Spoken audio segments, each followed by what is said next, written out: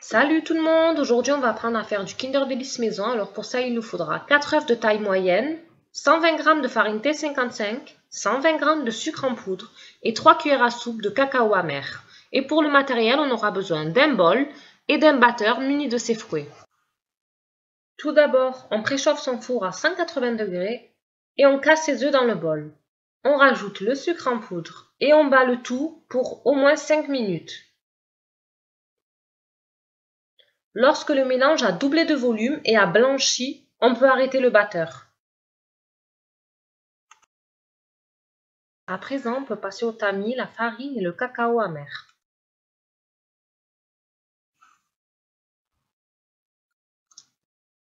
Maintenant, à l'aide de sa maryse, on va mélanger délicatement pour que les œufs ne retombent pas. Je vous conseille de tamiser en 2 fois pour que ce soit beaucoup plus simple. Et voilà le résultat. Pour cuire notre génoise, nous aurons besoin d'un cadre pâtissier 20 x 30 et d'un plateau couvert de papier sulfurisé. On y verse la pâte et avec la maryse, on comble les coins. On enfourne le tout 10 minutes à 180 degrés. Passons à la crème. Alors pour ça, nous aurons besoin de 75 g de sucre glace, d'un blanc d'œuf, soit 30 g, de 110 g de lait concentré sucré, de 250 g de mascarpone et enfin de 4 cuillères à soupe bombées de noix de coco. Pour le matériel, nous aurons besoin d'une maryse, d'un mini hachoir et d'un batteur muni de ses fouets. On va commencer par monter le blanc en neige.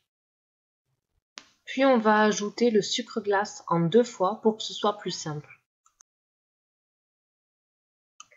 On va laisser de côté, on va se munir de son mini hachoir et on va hacher la noix de coco. Une trentaine de secondes suffira largement. On va reprendre son mélange blanc d'œuf et sucre et on va venir y ajouter le mascarpone. On bat le tout et on y rajoute la noix de coco. Lorsque tout est homogène, on y verse le lait concentré sucré. Voilà, la crème est finie, on peut la mettre au frigo pour une trentaine de minutes. Pendant que la génoise cuit, nous allons nous occuper du sirop. Alors pour ça, nous aurons besoin d'une cuillère à soupe d'arôme de vanille, de 150 g de sucre en poudre et de 400 g d'eau. On verse le sucre en poudre dans l'eau et la cuillère d'arôme de vanille. On fait chauffer le tout environ 5 minutes à feu moyen pour obtenir un sirop léger. Maintenant, on peut s'occuper de la découpe de la génoise.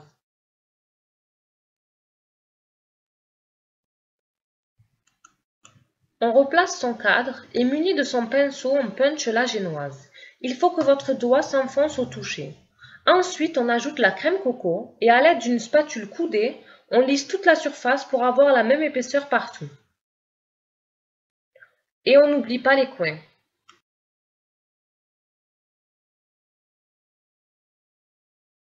On replace la seconde partie de la génoise et on punch à nouveau. Pour le glaçage, nous aurons besoin de 200 g de chocolat noir, de 70 g de crème liquide, d'un fouet, d'une maryse et de 40 g de noix de coco. On casse le chocolat, on met au micro-ondes et ensuite on fait aussi chauffer la crème. On verse la crème en 3 fois sur le chocolat pour que ce soit plus facile à fouetter.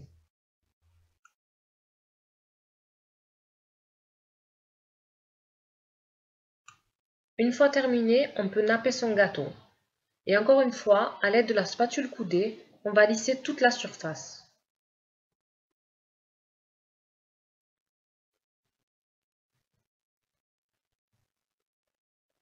Il ne manque plus qu'à saupoudrer de noix de coco et mettre au frais une nuit.